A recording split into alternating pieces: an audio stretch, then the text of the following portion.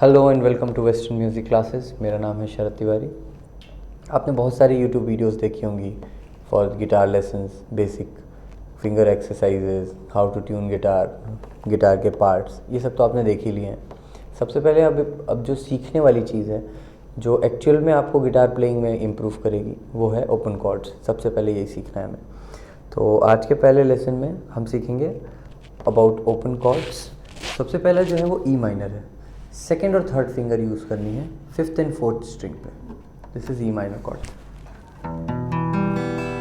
सारी की सारी स्ट्रिंग को आपको चेक करना है इंडिविजुअली प्ले करके।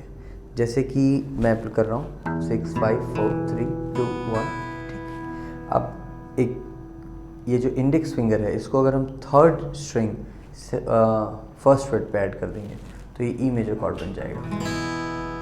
नाउ अगर ये सारे फिंगर पोजीशन को एक स्ट्रिंग नीचे कर देंगे तो ये बन जाएगा ए माइनर कॉर्ड।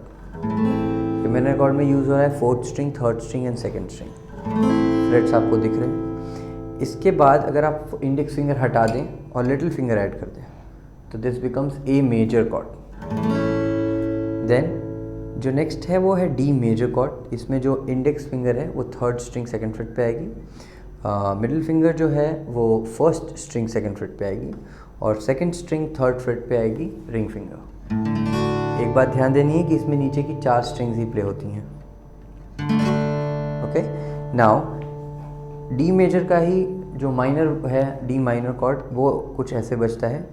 आपका फर्स्ट फिंगर जो है वो फर्स्ट स्ट्रिंग फर्स्ट फ्रेट पे आएगा, second finger third string second freight पे आएगा और थर्ड फिंगर जो है थर्ड फ्रेट सेकंड स्ट्रिंग पे आएगा।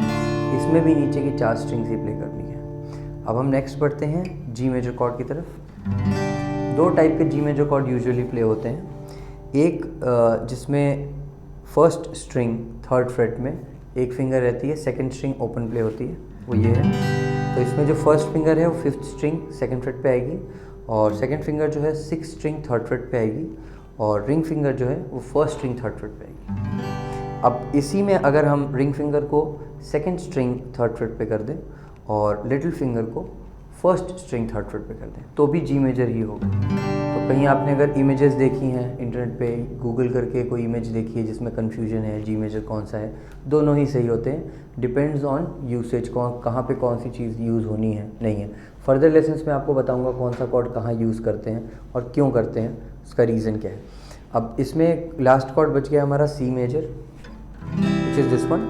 इसमें जो इंडेक्स फिंगर है वो सेकंड स्ट्रिंग फर्स्ट फ्रेट में आती है और जो रिंग फिंगर है मिडिल फिंगर ये सेकंड फ्रेट फोर्थ स्ट्रिंग में आती है और जो रिंग फिंगर है वो फिफ्थ स्ट्रिंग थर्ड फ्रेट पे आती है। This is the C major chord. और ये एक फैक्ट बताऊँ मैं कि ये कॉर्ड जो है ये बहुत ज़्यादा यूज़ हुई है। बॉलीवुड गानों में सी मेजर पे बहुत सारे गाने आपको मिलेंगे। अगर आप पुराने एरा में जाएंगे, मोहम्मद रफ़ी, किशोर कुमार जी के टाइम पे जाएंगे तो आपको बहुत सारे मेजरली गाने जो हैं वो सी मेजर पे मिलेंगे। उसका रीज़न क्या था कि पहले रिकॉर्डिंग्स जो होती थी उसमें बहुत ज़्यादा इफ़ेक्ट लगाना इजी नहीं होता था। जैसे आज की डेट में बहुत सारे इफ़ेक्ट्स लग जाते हैं। आप अगर हाई नोट्स गा रहे हैं और कहीं आपकी वॉइस क्रैक हुई तो उसको भी चेंज करने के लिए बहुत सारे VST प्लगइन्स आते हैं, लेकिन पहले ऐसा नहीं होता था। और टेक्स वाला सिस्टम नहीं था कि आप 10 टेक ले लें, 15 टेक ले लें। आजकल तो 100 टेक में लोग गाने गाते हैं। तो वो सिस्टम ना होने की वजह से एक टेक में जब गाते थे तो वो लोग कंफर्टेबल एक जॉनर, एक अपना स्केल चुनते थे, उस स्केल में उस गाने को गाते थे।